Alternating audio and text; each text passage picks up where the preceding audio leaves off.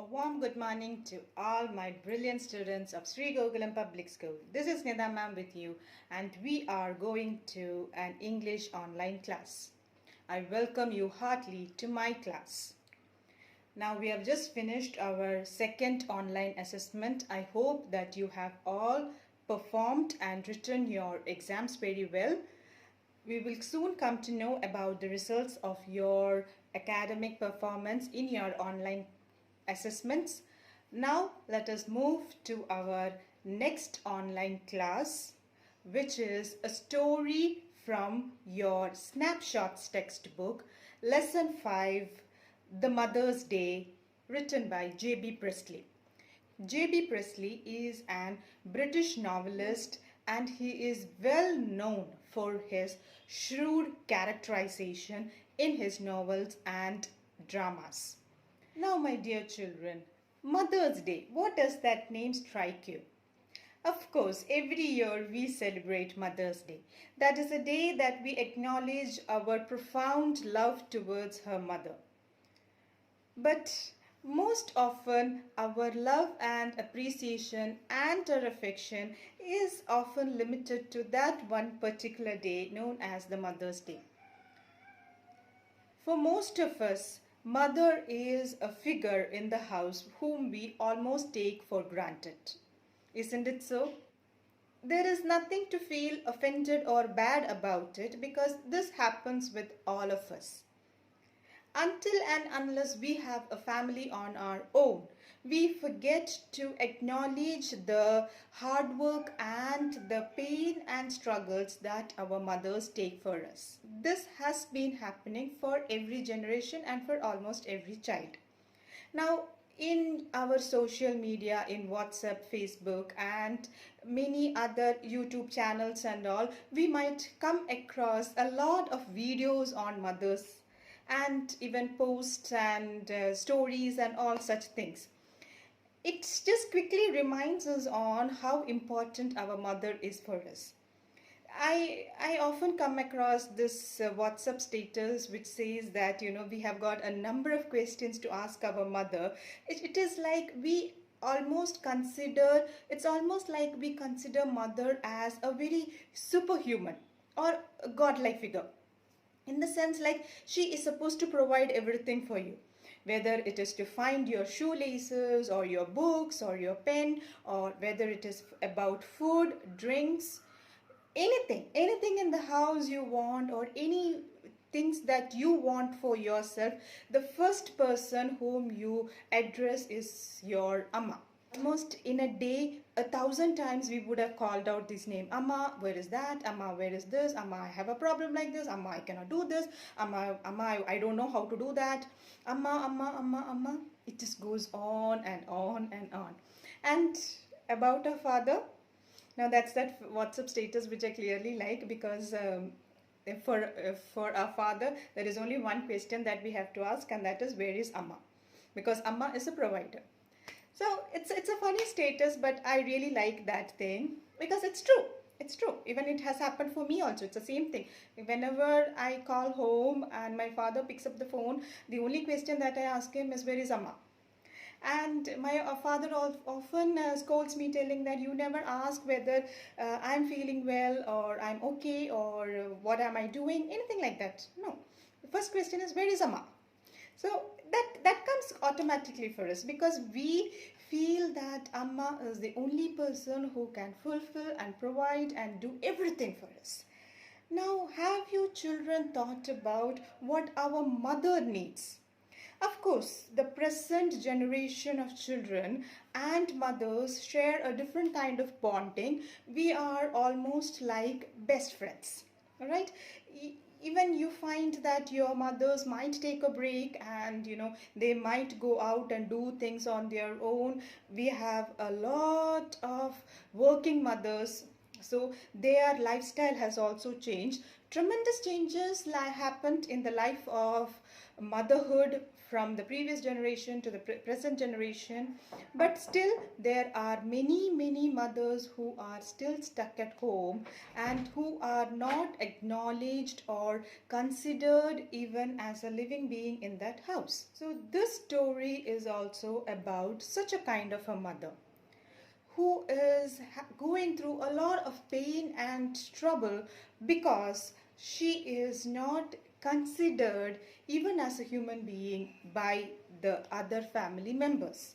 Not that she is being physically or mentally abused, but as a mother, as a human being, there is some personal space that you need, some sort of appreciation that you need, some sort of consideration that you need, that is not provided to this mother, and which is commonly happening in most of the houses. So this is a kind of an eye opener to those kinds of families and those kinds of homes. Now let us get into the story.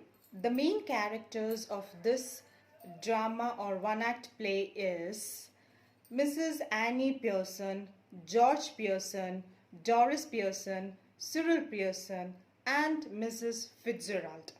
Mrs. Fitzgerald is an Irish middle-aged woman, and from hearing the name of the characters you would have understood that is a story of a family, the Pearson family.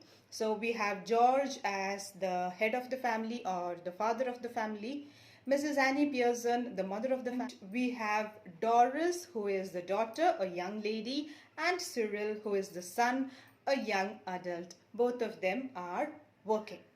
Now, let us quickly get into the story.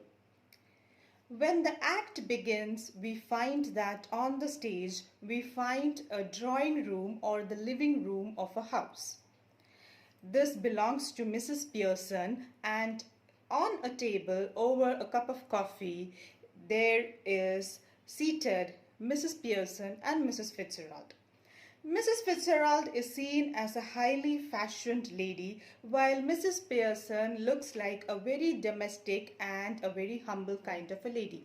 Both of them are in their middle ages. There is a conversation between Mrs. Pearson and Mrs. Fitzgerald. Mrs. Fitzgerald is also seen smoking in this scene. Mrs. Fitzgerald is packing her pack of cards back into its place, and from their conversation we understand that Mrs. Fitzgerald knows a bit of magic and some tricks which she has learned from the East. Mrs. Pearson is commenting on these skills of Mrs. Fitzgerald, and Mrs. Fitzgerald is also very proudly announcing that it's very nice that you have got a neighbor like me who knows a lot of fortune telling through cards. Mrs. Fitzgerald is also letting her know that she has learned it from the East. It could probably mean from India or from any Asian countries. She says that her husband, Lieutenant Quartermaster, used to work in the East, that is with India or the Asian countries, and she had been there accompanying him while he was working over there. For 12 years they had been in the East and they had learned. Even her husband knows a lot of magic and tricks and fortune telling. Even she has also learned, but she says that her husband knows more than her. So here you find that Mrs. Fitzgerald is pressing on Mrs. Pearson, and what she is asking Mrs. Pearson to do is to put her foot down, in the sense that she has to be stern and strict at the points where she has to be. Now, being a mother does not always mean that she has to give and give and give.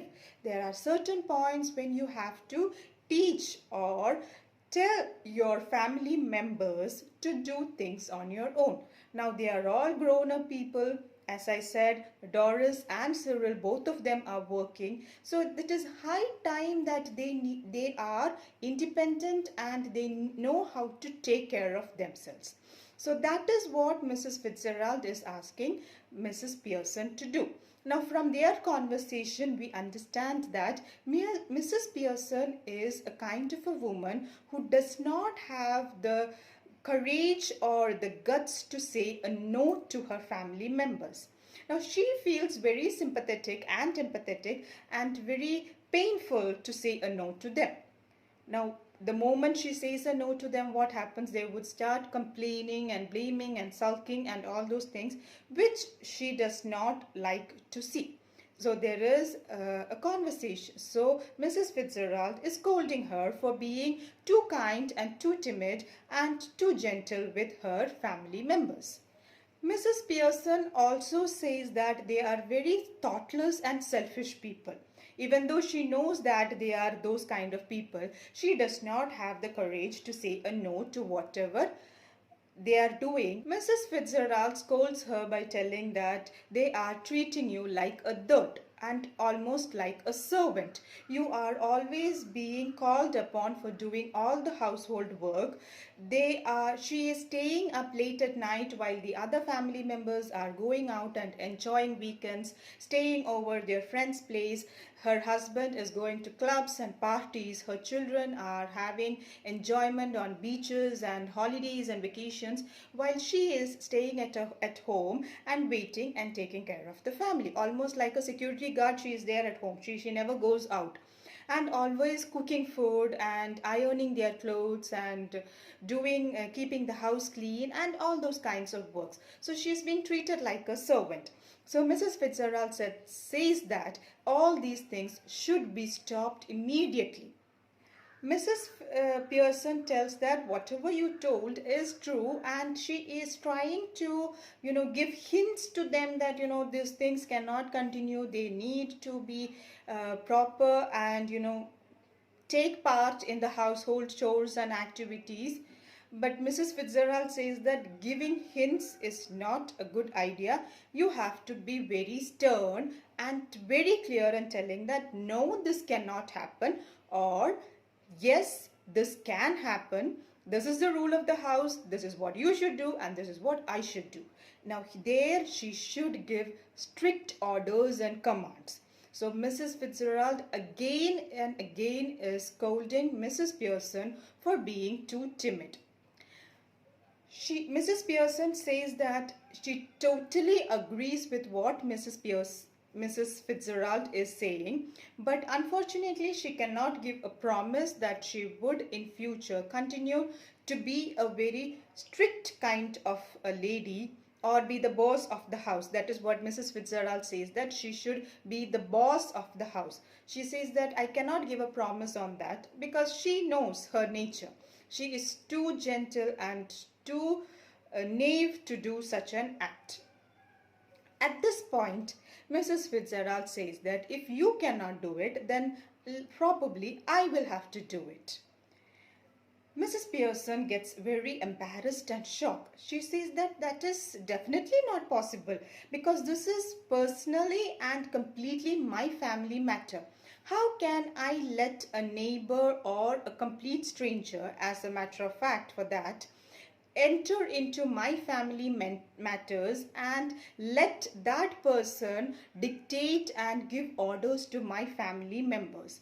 Imagine what kind of an insult that would be to the family members. Mrs. Fitzgerald laughs and says that you are getting me wrong. Mrs. Pearson says, I think I heard you say that you wanted to handle my family problems. Mrs. Fitzgerald says that, of course I said that, but what I meant is that through the means of magic, I want ourselves to change our bodies. Now, this is a completely fictional story, and you have to believe the writer when you say that these kinds of things are possible. Now, here a magical act is being performed. What the magical act is that here Mrs. Fitzgerald, or the inner self of Mrs. Fitzgerald, would go into Mrs. Pearson's body, and Mrs. Pearson's soul would come into Mrs. Fitzgerald's body. So after this magical act, Mrs. Pearson would look like Mrs. Pearson, but inside that, Mrs. Fitzgerald would be living.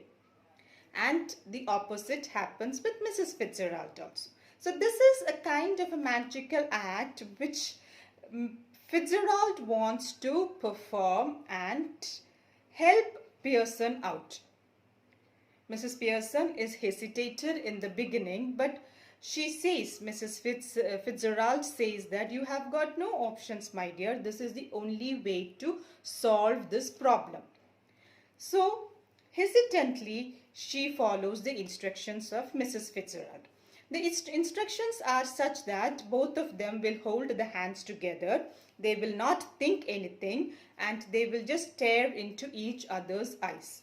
As Pearson and Mrs. Fitzgerald sit by holding each other's hands, both of them stare into each other's eyes. There are few magical words said by Mrs. Fitzgerald. After that, they both become stoned, in the sense like they are lifeless, and with a spark, life comes back to them. And as soon as life comes back to them, we find that their characters are completely changed. Now here, Mrs. Fitzgerald has become a very shy and a timid and a gentle kind of a woman, and Mrs. Pearson, on the other hand, have become a very dominating kind of a character. As soon as their characters change or their bodies change, as what Mrs. Pearson does, Mrs. Pearson is having the body of Mrs. Pearson is having the soul of Mrs. Fitzgerald. So what Mrs. Pearson does is that she goes and takes the cigarette from Mrs. Fitzgerald and says that now let me do the smoking and you can stay without cigarettes, because Mrs. Pearson doesn't smoke. Mrs. Fitzgerald, who is having the soul of Mrs. Pearson, looks at her body and sees that she has completely changed, and she gives a scream. Now she is very scared. She says to Mrs. Fitzgerald that what if our bodies can't change back? Mrs. Fitzgerald laughs and says that then it would be very good, because you can enjoy your life being in my body. It's going to be fun time because I have a lot of fun. So you can have also a lot of fun. But Mrs. Pearson is very afraid. She says that no, I don't want to live with someone else. I just want to be myself only. So Mrs. Fitzgerald assures her, gives her a word, a promise, telling that this is not going to take so much of time, and this is changing back the bodies is as simple. It's very, very easy also. You need not worry about it. Now what you need to do is that is Mrs. Pearson needs to do is that she has to go back to Mrs. Fitzgerald's house.